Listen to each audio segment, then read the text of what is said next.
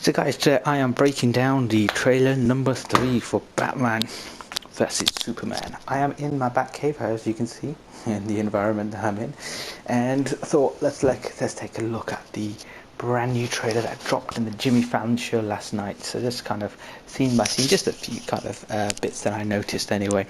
So first thing I noticed straight away is when we see Batman arrive. He's no longer the younger Batman that we all know and loved in the old days with his Lamborghinis. He's actually an older, more mature Batman. He turns up in a beautiful Aston Martin. Obviously, he's a billionaire. He can turn up in any car, do what he wants. But it's a nice little nod to say, Batman has changed. He's an older, more distinguished gentleman. And it seems like there's someone there who just doesn't know who he is, and that person is Clark Kent. How bizarre! Like it seems it just seems a bit of an unusual thing to have in the trailer where Clark asks another journalist, "Who's that man?" Well, he's the man whose building you blew up in Man of Steel, obviously. Then we get into the actual first conversations the two must have, and it's no Michael Mann's Heat, where we have a cafe and we see the lovely spinning camera and we see Robert De Niro and we see Al Pacino and the back and forths that are going on. It's not that. But what it is a nice conversation between two superheroes whose identities at this point may not be aware to each other. But it seems like Superman is banding around the vigilante stuff to Batman, which must annoy him. You can see his face changes slightly during the conversation, and then as they're talking away, guess who pops up? That's right, Alexandra Luthor. That's right, yeah, he's not Lex just yet, he's known as Alexandra. He's a younger, more excitable version of the older Lex, so it's good to see Jesse Eisenberg play this role. Obviously, I love him and everything. So so he's so happy, he's so excitable. And what does he do? Introduces the two heroes to each other, which I think is a nice little nod. Also, we noticed the tone has changed slightly. There's a couple of jokes in the trailer, which was nice to see. And then the trailer kind of zooms on a little bit ahead, and we finally see what's going on in the world of Metropolis and in Gotham, and we see some newspaper articles, and we see that shot that we saw earlier from the first trailer where we see the villain tied up and with the bat branded. So it seems that Batman's a lot more of a he's more ruthless than ever before. Like, he used to tie people up, he used to leave them for the police officers, but now he seems like he's beating them down. There's blood dropping from their faces. He's branded them with the bat. He's really not happy. Batman is really not happy. So it'll be interesting to see what has happened. But I guess there is a nice little shot later on I'll talk about where it could be the reason why he's turned into such a bat vigilante, should we say, ruthless one.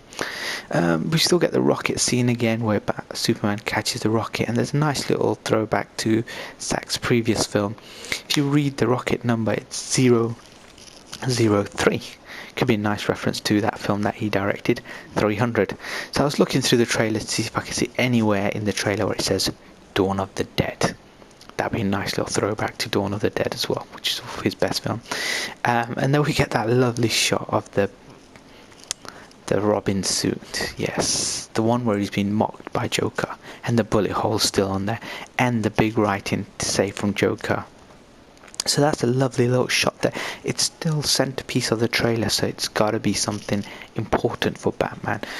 In the comic books, of course, the Joker did kill Robin, so maybe this is a nice little throwback to this. And then we've still got the bit where he's going to chase down the Joker, send him to asylum, so he can do his Suicide Squad movie. And of course Batman's got a cameo there as well, so we'd have to see how that all ties into this one short film. The first big fight between the two, Batman and Superman, we see Batman in this padded armor. There is no way a human could take on Superman without that level of padding. He just tears straight through it. It's just like just basically a can opener going against a tin, right? You can rip through that in no time and get through the gooiness inside. So Batman's got to be a lot more intelligent before he faces off against Batman versus Superman. So I'm guessing there's already been a battle. Batman's licking his wounds, and now he's gone away and he's put a lot of thought into it. There's a montage, like a Rocky montage, and in that there's obviously armor building and lots of welding, and this is what he produced. There's a good look to the new Batwing, which in the title of the film I say is impractical, because Batman's gonna fight Superman. Superman can fly up there, grab that Batwing and just chuck it away like a frisbee, and it's gone forever. But it's a lovely little thing for Warner Brothers Pictures and DC to have in their pocket as merchandising. I don't see what importance it could play in the big picture of the battle between the two iconic superheroes, but we'd have to wait and see. But it's a nice little shot there. What I love is that big fight again from trailer number 1, where we see Batman hanging on to the building and then jumping off, grappling hook off. That is a beautiful shout to Frank Miller's Dark Knight Returns comic, The Dark Knight. Frank Miller did an amazing job with that comic. Obviously he helped with the 300 stuff as well, so Zack's worked with him a lot. This movie has been inspired a lot by the Dark Knight Returns comic, so we'll have to see what happens when there's more to this. After that, there's that desert scene with these random bugs, which was really weird, but I assumed that to be little droids, maybe androids or droids that the Batman has been working on, and they help him while he's fighting, because he's gotten so bad and he's so rogue, wants to take out everyone, and he can do it all by himself. So he's fighting all these hundreds of people, and he just thought, you know what, I'll do it with my own team of droids, maybe, I don't know, or it could be some sort of bugs, but they look really, really big and quite menacing. And then we finally see our villain turn up. Now Zod, who was in Man of Steel, obviously, as we all know, Zod is he's dead. Spoiler alert. He died in Man of Steel, so he's not returning. For anyone who thinks he's coming back to life, he can't. He's dead. But the government have kept hold of him, it seems, and we see him being wielded through, and these scientists about to work on him. Anyone who's seen or read some of the comic books will know that these scientists do an experiment on a Kryptonian, and it's a genetic experiment, and the ultimate to produce the ultimate life. That was the thing in the comic books. In doing so, they created Doomsday. So later on we see a lovely shot of Doomsday, but he looks more monster-like than a Kryptonian now. But Doomsday in the comic books dispatches of the Justice League one by one, pretty much as they are nothing to him, and then he finally beats Superman down in, I think it's in like the center of town, and is just punching him to death. That's the Doomsday from the comic books. So it'll be interesting to see how Doomsday differs from the comic books to the motion picture, because we can't have Doomsday kill the Justice League in a film that is called Dawn of Justice. We can't have Doomsday kill Superman, knowing that there are more Justice Leagues to come in. So I feel Doomsday may not be as strong as we'd want him to be, may not be as powerful. But Lex Luthor is playing Dr. Frankenstein, so it'll be interesting to see how he brings him to life.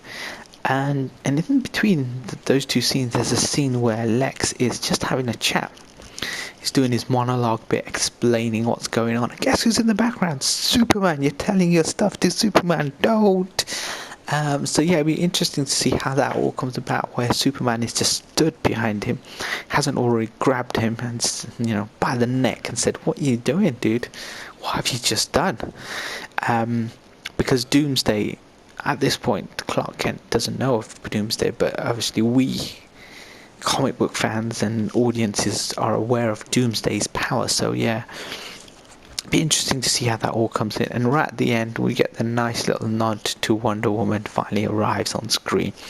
We get a great look at the first 3 Justice League members. We have Superman, we have Wonder Woman, and we have Batman. Yes, with a gun, the Frank Miller way. It's a nice little shot right at the end to end on. A little joke about, I thought she was with us. That was quite cool. We still haven't seen anything of the Flash or Aquaman. So there's a lot more to come. I'm just waiting for the movie now. This has really enticed me, really excited me about the movie. Good look at Doomsday, a great look at Wonder Woman, and the exchanges between both Batman and Superman is all in here as well. So me from the Batcave, I'm out. Alfred's out. Robin's out. Until the next one. Hit me up with your comments on the bottom. Subscribe for more likes. And yeah, tell me if there's anything else you noticed that I missed out.